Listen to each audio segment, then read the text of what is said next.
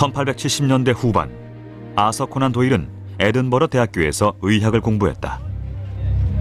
코난 도일의 스승은 당대에 알아주는 지성인으로 연역적 사고법을 발전시킨 선구적인 인물이다.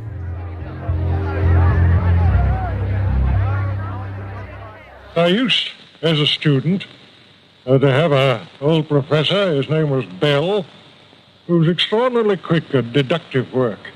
He would look at the patient, he would hardly allow the patient to open his mouth, but he would make his diagnosis of the disease and also very often of the patient's nationality and occupation and other points entirely by his power of observation.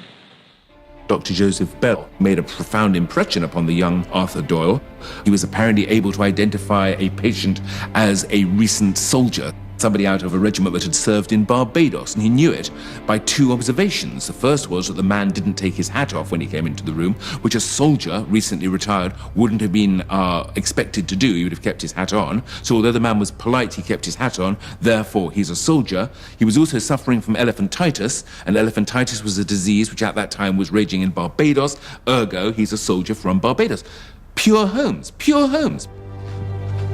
Please, Mr. Holmes, where you're going, you'll want to be dressed.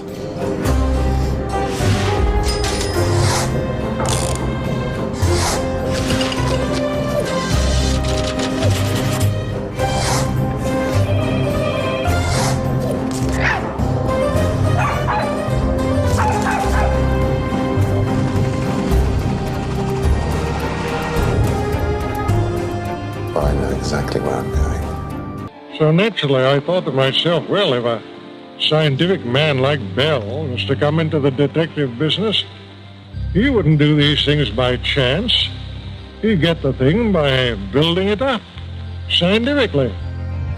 Back then, there was no crime scene contamination. A crime scene was just a crime scene, and whoever needed to be inside of it went. There was no picking over the scene. They weren't doing anything like Sherlock. The focus was still trying to find an eyewitness. Evidence? What do you mean, evidence?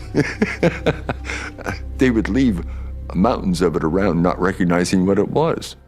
All of these things were foreign concepts to police at the time. They were not there to be thinkers. They were not there to be evidence gatherers or interpreters. Forensic science did not even exist.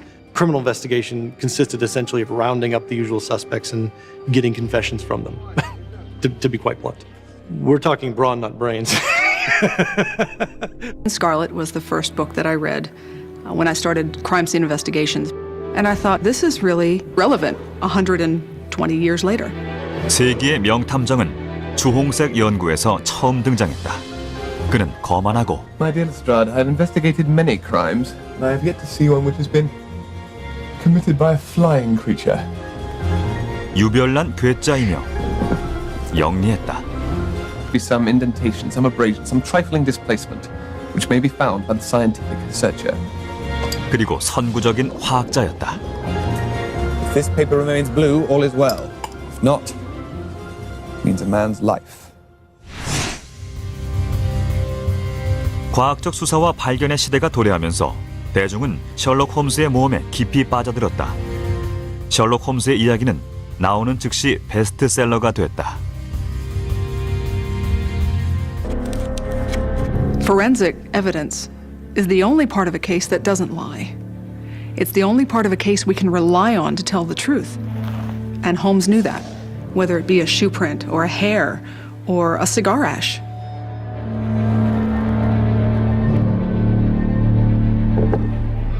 홈즈는 현장에서 사소한 증거도 놓치지 않고 꼼꼼하게 살폈다. 홈즈의 치밀한 수사 기법은 범죄 수사의 방법을 완전히 바꾸게 된다.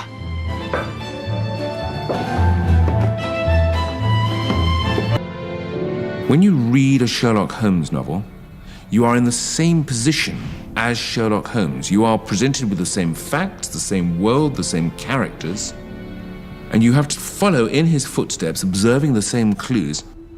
In that very first novel, A Study in Scarlet, you realize that there is something happening between you and the page and you and the character, and there's a sort of spark going on there, and you follow that spark where it takes you. It is a capital mistake to theorize before you have all the evidence. It biases the judgment. One should not theorize and develop a theory before having facts, all the facts. And Sherlock Holmes would say that it's the bane of our profession. Well, it's all very well for you to laugh, Mr. Sherlock Holmes.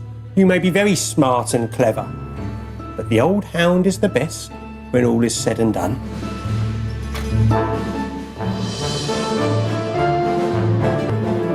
They say that genius has an infinite capacity for taking pains. It's a very bad definition, but it does apply to detective work. Come along, Doctor. 홈즈의 놀라운 점은 증거 수집 능력뿐만이 아니다. 그의 천재성은 증거의 의미를 알아내는 과정에서도 드러난다. 홈스가 증거들을 조합해 살인 사건의 전말을 파악하는 과정은 탐정들이 교본으로 삼을 만하다. Oh, Inspector Lestrade, I'll tell you one thing which may help you in this case. There has been murder done, and the murderer was a man. He was more than 6 feet high. He was in the prime of life. He had small feet for his height. He wore coarse, square-toed boots and smoked a Trichinopoly cigar. In all probability, the murderer had a florid face, and the fingernails of his right hand were remarkably long. These are only a few small indications, but they may assist you. If this man was murdered, how was it done? Poison. Oh, and one other thing. Rache is the German for revenge. So don't lose your time looking for Miss Rachel.